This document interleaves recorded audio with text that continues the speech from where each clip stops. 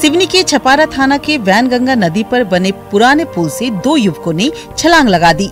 वहीं पानी में डूबते युवक का दिल दहलाने वाला वीडियो सामने आया है। वीडियो में 2 में से एक युवक पानी में डूबता दिखाई दे रहा है और फिर कुछ देर में वो डूब जाता है। पुल के ऊपर खड़े लोग युवक को बचाने के लिए आवाज लगाते भी सुनाई दे रहे हैं।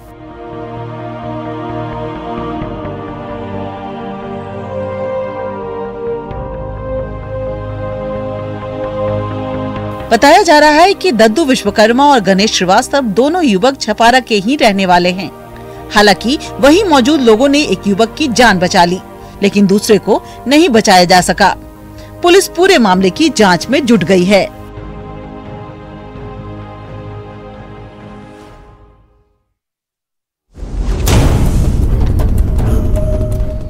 तस्वीरें साफ नहीं दिखा सकते, लेकिन ये तस्वीर हैरान भी करती है और पुलिस की कार्यशैली पर सवाल भी उठाती है। हरे रंग का शर्ट पहने इस व्यक्ति की पीठ में चाकू घुसा है। पीठ से लगातार खून बह रहा है।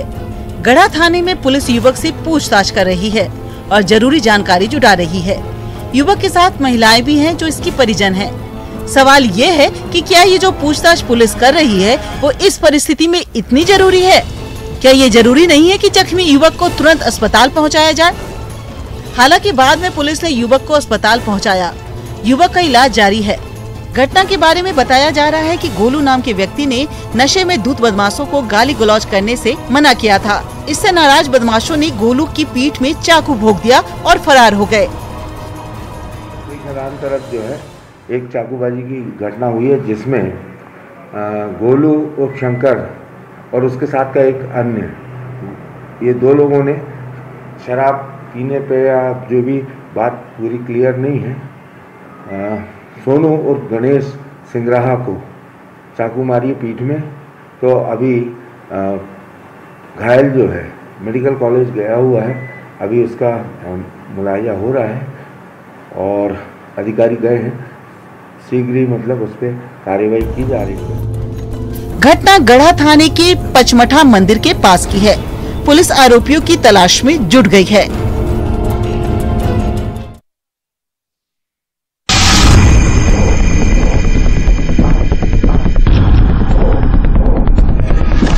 दमोह के हिंडोरिया थाने की पुलिस की करतूत सामने आई है। यहाँ नाबालिग से दुष्कर्म के आरोपी की पुलिस खातिरदारी करती दिखी। आरोपी की गिरफ्तारी के बाद उसे मेडिकल परीक्षण के लिए हिंडोरिया अस्पताल लाया गया था। यहाँ अस्पताल परिसर में पुलिस ने आरोपी को सिगरेट जलाकर दिया। यही नहीं, आरोपी को हथकड़ी भी नहीं लगाई गई थी। हालांकि खातिरदारी पर पुलिस ने जानकारी न होने की बात कही। MLC के द्वारा, हिंडोरिया पुलिस के द्वारा उसको VIP ट्रीटमेंट दिया जा रहा है। सिगरेट वगैरह पिलाई जा रही हैं। मौज मस्ती कर रहा है इसका आरोपी। इसके बारे में जानकारी नहीं है। मैं देखती हूँ, अगर ऐसा होगा तो उस पर वैधानिक कार्रवाई के लिए श्रीमान जी को प्रतिवेदन दूंगी। आरोपी इरफान और उसके 2 साथियों ने 13 अक्टूबर को नाबालिग के साथ दिन में 2 बार छेड़छाड़ की और तीसरी बार पीड़ित के घर जाकर मारपीट की थी। शिकायत के बाद पुलिस ने आरोपी को गिरफ्तार किया था।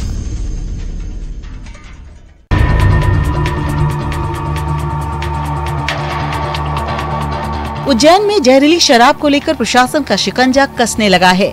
पुलिस ने मुख्य आरोपी सिकंदर और गब्बर के घर पर कार्रवाई की है। दोनों आरोपियों के घर को प्रशासन ने गिरा दिया। जहरीली कांड के मुख्य सरगना गब्बर और सिकंदर के घर की कार्रवाई शुरू कर दी। उनके घर के तोड़ने को लेकर फिलहाल अभी टीम यहाँ पर पहुंची है। देख सकते हैं कि नगर निगम की जो है जेसीबी फिलहाल अभी यहाँ पहुंची। ये जो आरोपी मुख्य आरोपी है गब्बर का घर बताया जा रहा है और इसका 2 मंजिला मकान को फिलहाल पुलिस प्रशासन की टीम ध्वस्त कर रहे हैं, यहाँ पर पहुंची है। तमाम प्रशासनिक अमला और जो है पुलिस और नगर निगम की टीम यहाँ पर पहुंची है। उधर गिरफ्त में आए मुख्य आरोपी से पुलिस पूछताछ कर रही है। गब्बर और सिकंदर दोनों को पुलिस अभिरक्षा में लिया जा चुका है। उनसे पूछताछ की जा रही है और जो घटना के तथ्य हैं और जो घटना की और आगे की जो कड़ियां हैं उनका खुलासा शीघ्र किया जाए। जहरीली शराब कांड के बाद प्रशासन हरकत में आया है और लगातार कार्रवाई कर रहा है।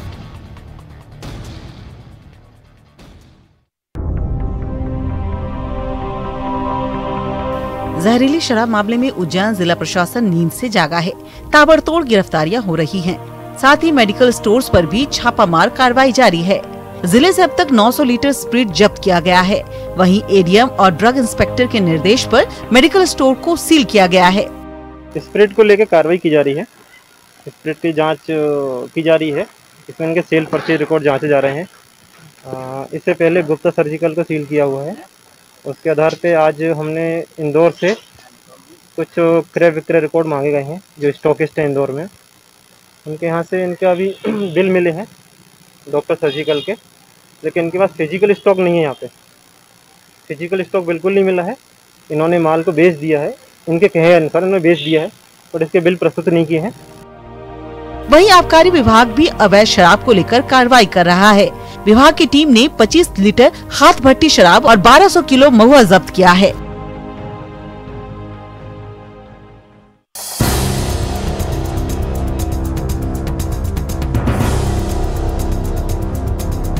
उज्जैन में जहरीली शराब मामले में नए खुलासे हो रहे हैं।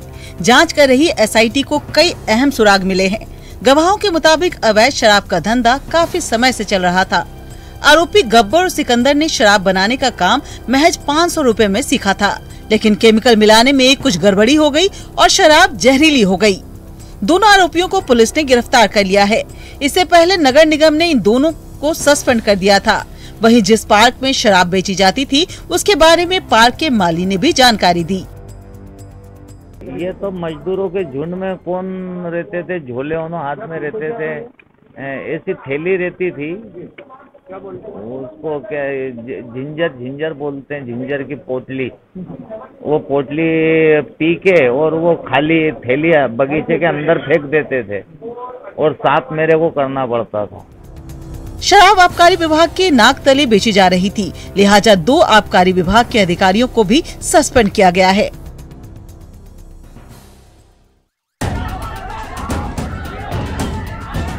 तस्वीरें टीकमगढ़ की हैं। यहाँ हंगामा मचा हुआ है। लोग लाठी डंडों से लैस हैं। 2 पक्ष यहाँ आमने सामने हैं। पहले दूर से एक दूसरे को देख लेने की बात कह रहे हैं, फिर अचानक लाठी डंडे चलने लगते हैं। कुछ लोग जान बचाकर भागते दिख रहे हैं तो कुछ लोग लाठियां बरसाते। खरगापुर में पुरानी रंजिश को लेकर जमकर मारपीट हुई। इस घटना में 3 लोग जख्मी हो गए। जख्मी लोगों को इलाज के लिए अस्पताल में भर्ती कराया गया है। बताया जा रहा है कि वार्ड नंबर 3 में रहने वाले इमाम बख्श और शरीफ हाफिज के बीच पुरानी रंजिश थी। किसी बात को लेकर दोनों परिवार के लोग आमने सामने आ गए और जमकर मारपीट की। घटना का वीडियो सोशल मीडिया पर वायरल हो रहा है। उधर पुलिस ने दोनों पक्षों पर मामला दर्ज कर लिया है।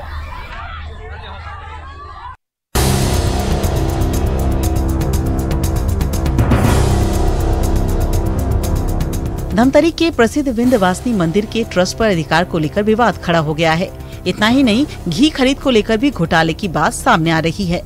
मंदिर पर अधिकार को लेकर 2 ट्रस्ट आमने सामने हैं। मंदिर का काबिज ट्रस्ट को दूसरा पक्ष गलत बता रहा है, जबकि मंदिर की देखरेख कर रहे ट्रस्ट ने खुद को सही करार दिया। इतना ही नहीं, घी खरीदी में भी घोटाले के गंभीर आरोप हैं। कलेक्टर ने इस मामले में जांच के बाद ही कुछ कहने की बात कही है। हमारे ऊपर जो वो जितना आरोप लगा रहा है वो करीब करीब सब न्यायालयीन प्रक्रिया में है। हम लोग अवैध हैं, वो भी अवैध है। 15 साल से 2 लोग बचे हैं। 10 लोगों का ट्रस्ट था। 10 लोगों में 7 लोगों की मृत्यु हो गई।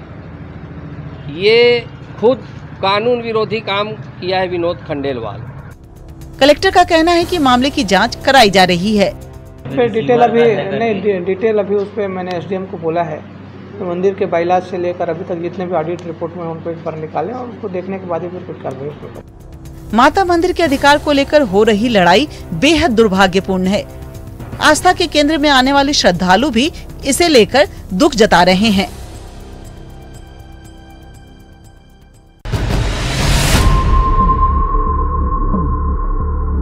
महू के चर्चित राशन घोटाले मामले में पुलिस को कामयाबी मिली है। घोटाले में फरार चल रहे पूर्व कांग्रेस नेता मोहन अग्रवाल के ठिकानों पर पुलिस की कार्रवाई लगातार जारी है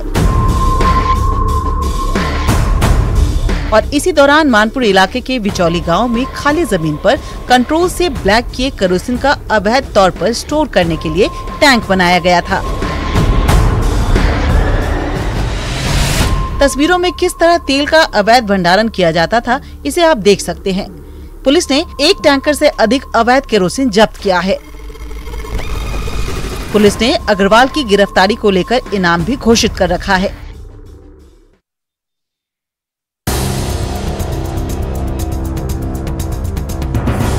सरकारी योजनाओं और उनमें प्रशासनिक लापरवाही के मामले हमेशा चर्चा में रहते हैं और इसके चलते आम लोग काफी परेशान होते हैं। ऐसा ही ताजा मामला डिंडौरी में देखने को मिला है। मोहदा गांव में रहने वाली एक बुजुर्ग महिला को कागजों में मृत घोषित कर दिया गया। मामले का खुलासा तब हुआ जब महिला को 6 महीने से पेंशन आना बंद हो गया। मामले की सूचना जनपद पंचायत कार्यालय ने दी कि सरकारी दस्तावेज में महिला मृत घोषित है।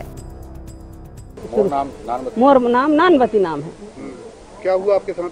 मेरे साथ मैं मृत्यु कर दें, मर गए कह के मृत घोषित कर दें है। तो मैं सचिव कर दें, सचिव करी से जमुना प्रसाद नाम है उसे और गौले है सरई के हैं। तब अपने है मैंने सचिव बने हुआ वह से काट दे हुआ कि मृत्यु कर दे मेरे। क्यों कर दिया आपका मृत्यु? अब वो जानेगा, मैं कहा जानू अब कर दे भाई। कैसे मालूम चला आपको? मैं गया हूँ ना जनपद में, तब बताए उन्होंने जनपद बार साहब कि तुम्हारा मृत्यु हो गया है, नान बतेज कहिए। वृद्धा ने पुलिस से मदद मांगी है। ग्राम महोदा की नानवती बाई का आवेदन लेकर के आई है कि उसका ये कहना है कि जो पंचायत के दस्तावेज रहते हैं उसमें उसे स्वर्गीय घोषित कर दिया गया है। उस संबंध में आवेदन लेकर के आई है। संबंधित विभाग से पत्र भेज करके जांच कराई जाती है। महिला ने पंचायत सचिव पर ऐसा करने का आरोप लगाया है।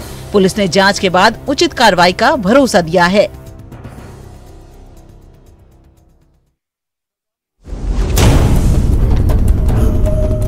महासमुंद जिले की वसना तहसील में किसान किताब में फर्जीवाड़ा करने का मामला सामने आया है।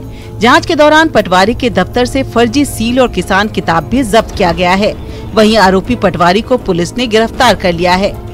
वसना तहसील में किसान रजिस्ट्रेशन फॉर्म में हस्ताक्षर के लिए आया था। इस दौरान तहसीलदार का हस्ताक्षर फर्जी होने की आशंका जताई गई। लिहाजा मामले की जांच में पटवारी पर फर्जीवाड़ा करने का खुलासा हुआ। बसना में दिनांक 8/10/2020 को कुछ किसान अपने धान पंजीयन के पत्र में तहसील कार्यालय में उस संबंध में किसान किताब लेकर के आए थे। इन किसानों के किसान किताब का जो तहसीलदार और नायब तहसीलदार ने जब अवलोकन किया तो उसमें जो तहसीलदार के हस्ताक्षर हैं वो फर्जी प्रतीत हुए और उस संबंध में जब विस्तृत जांच किया तो जांच में सामने यह आया कि इनमें से जो कुछ किसान किताबें हैं वो तहसील बसना से जारी 2019 में हुआ है, परंतु जिस तहसीलदार के उसमें तथाकथित हस्ताक्षर हैं वह 2018 में जो है सेवानिवृत्त हो चुके हैं। आरोपी पटवारी को प्रशासन ने सस्पेंड कर दिया है।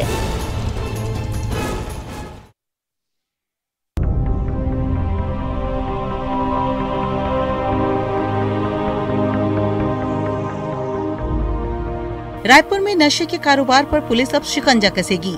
रायपुर पुलिस ने सरप्राइज चेकिंग अभियान के लिए अलग से टीम का गठन किया है। ये टीम होटल्स और रेस्टोरेंट का समय समय पर चेकिंग करेगी। रायपुर के कई होटल और रेस्टोरेंट पर अवैध तरीके से नशे के सामान उपलब्ध कराने के आरोप हैं। हक्का के साथ गांजा और कोकीन जैसे नशीले पदार्थ युवाओं को रेस्टोरेंट में आसानी से मिल जाते हैं। इस लिहाज से पुलिस ने अब नशे के धंधे पर लगाम कसने की तैयारी कर ली है। पुलिस की स्पेशल टीम होटल्स और रेस्टोरेंट की निगरानी करेगी, साथ ही नशा बेचने वालों को पकड़ेगी।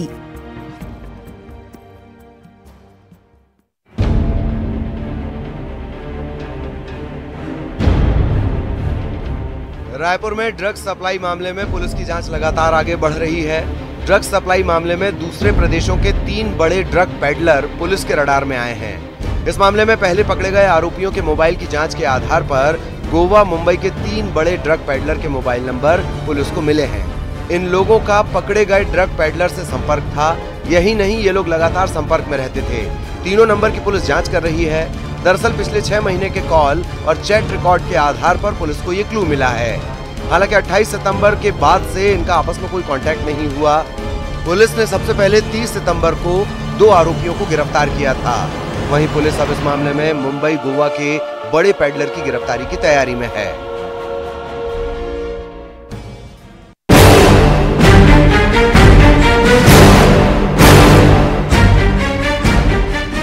राजनांदगांव पुलिस को बड़ी कामयाबी मिली है। पुलिस ने ढाबा संचालक के बेटे के अपहरण के मामले में 3 आरोपियों को गिरफ्तार कर लिया है। पुलिस के मुताबिक जल्द कुछ और भी गिरफ्तारियां की जाएंगी। एक नाबालिग लड़का 16 साल का लड़का का अपहरण का मामले में आज हम लोग 3 लोगों को गिरफ्तार किया है। तो उसके अंतर्गत एक लल्लू और एक चंदन और एक रिंकू बोलते हुए 3 लोगों का हम लोग गिरफ्तारी में लिया है। लल्लू को कल हम लोग रिमांड में भेजा है और बाकी लोगों को 2 लोगों को रिमांड में आज भेज रहे हैं। साथ ही साथ जो है बाकी लोगों का जो अन्य आरोपी है उनके ऊपर हम लोग पता तलाश जारी है और बहुत जल्द बाकी लोगों को भी हम लोग गिरफ्त में लिया जाएगा। पुलिस के मुताबिक आईपीएल में सट्टेबाजी से अपहरण के तार जुड़े हुए हैं। ढाबा संचालक से लेन देन को लेकर विवाद था। इस वजह से बदमाशों ने बच्चे को अगवा किया था।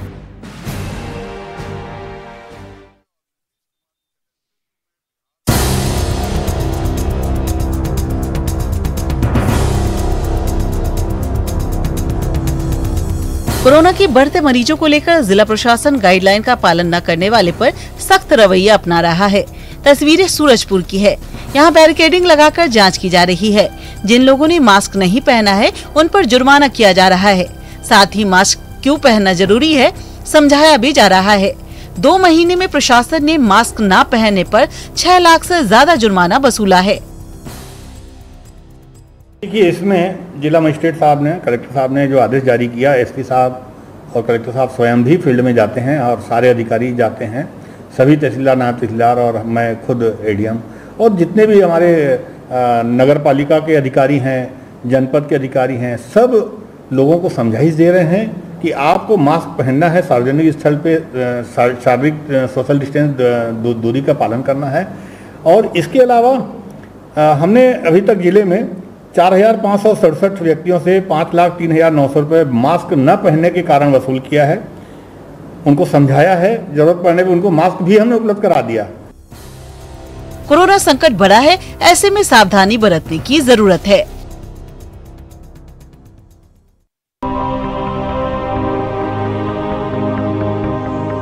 हरदा के लछोरा गांव में हाहाकार मचा हुआ है। यहाँ नर्मदा में 4 युवकों की डूबने से मौत हो गई।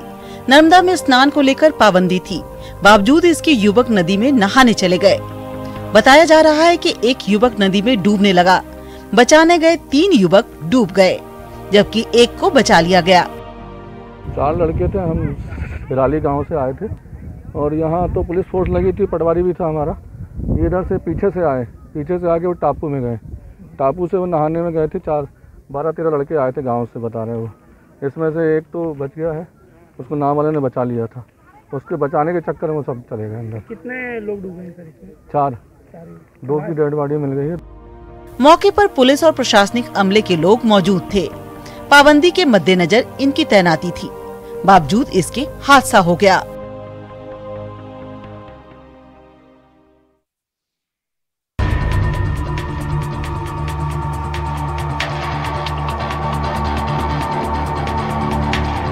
बैतूल के सानी में सतपुड़ा थर्मल पावर प्लांट सहित 1 लाख की आबादी को पेयजल पहुंचाने वाले सतपुड़ा डैम का अस्तित्व खतरे में आ गया है। पिछले 3 साल से सतपुड़ा डैम में सिल्वानिया मोल्टास नाम की खरपतवार तेजी से फैल रही है। इसने डैम के 90% हिस्से को चपेट में ले लिया है। इस खरपतवार की वजह से डैम के जलीय जीवों की मौत हो रही है। साथ ही 1 लाख लोगों को दूषित पेयजल पीना पड़ रहा है। इस वक्त सतपुड़ा जलाशय में पूरे क्षेत्रफल में सिल्वानिया मोल्टास नाम की एक खरपतवार फैल गई है, जिस वजह से यहाँ का पानी प्रदूषित हो रहा है और जलाशय की जैव विविधता लगभग समाप्त हो गई है। आसान शब्दों में कहा जाए तो जलाशय में जो जीवन पनपता है वो समाप्त हो चुका है और इसका पानी प्रदूषित हो चुका है। पर्यावरण को नुकसान तो हो ही रहा है, साथ ही लोगों के स्वास्थ्य से भी खिलवाड़ हो रहा है। वहीं सतपुड़ा प्रबंधन पूरे मामले में कुंभकर्णी नींद सो रहा है। नवरात्र के मौके पर होने वाले गरबा के लिए गुजरात के सूरत में कोरोना से बचाव वाली पोशाक बनाई गई। हालांकि महामारी की वजह से ऐसा पहली बार है जब राज्य में गरबा का आयोजन नहीं होगा। इसके बावजूद फैशन डिजाइनिंग की पढ़ाई कर रहे कुछ छात्रों ने पीपीई किट को गरबा कार्यक्रम में पहने जाने वाले कपड़ों का रूप देने की कोशिश की। यही नहीं, एक शॉपिंग मॉल में वो उन पोशाकों को पहनकर गरबा खेलते भी नजर आए।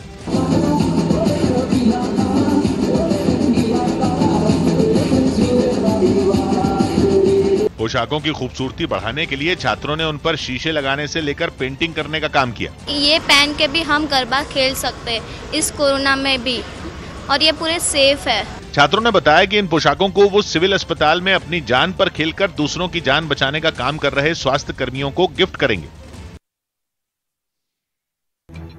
इस बार हांगकांग में एक एयरलाइन ने कोरोना काल में कमाई करने और लोगों को घुमाने फिराने के लिए एक ऐसी फ्लाइट उड़ाई जो किसी मंजिल पर पहुंची नहीं। हवाई जहाज हांगकांग का चक्कर लगाकर ही वापस आ गया। कुछ दिन पहले ऑस्ट्रेलिया के सिडनी में भी इस तरह की फ्लाइट उड़ाई गई थी। और मंदी के दौर में इस बार हांगकांग में ऐसा हवाई जहाज उड़ाया गया जो 100 से ज्यादा यात्रियों को 1.5 घंटे आसमान में सैर कराने के बाद वापस हांगकांग ही ले गया। सफर के दौरान हवाई जहाज कहीं नहीं रुका, लेकिन लोग सैकड़ों फीट की ऊंचाई से ही शहर के नजारे का मजा लेते दिखे। कुछ लोग तस्वीरें खींचते भी नजर आए। हवाई जहाज के अंदर लोगों के मनोरंजन का भी इंतजाम दिखा। यात्रियों ने आपस में गेम खेलकर खूब मस्ती की। बेशक लोग विमान से नीचे नहीं उतरे, लेकिन महीनों बाद घरों से निकलकर और हवाई जहाज में बैठे बैठे ही उन्होंने खूबसूरत जगहें निहार ली। कोरोना काल में आर्थिक तंगी से जूझ रहे संगीतकारों और कुछ दूसरे कलाकारों ने लंदन में सरकार से मदद मांगने के लिए सुरीला तरीका अपनाया।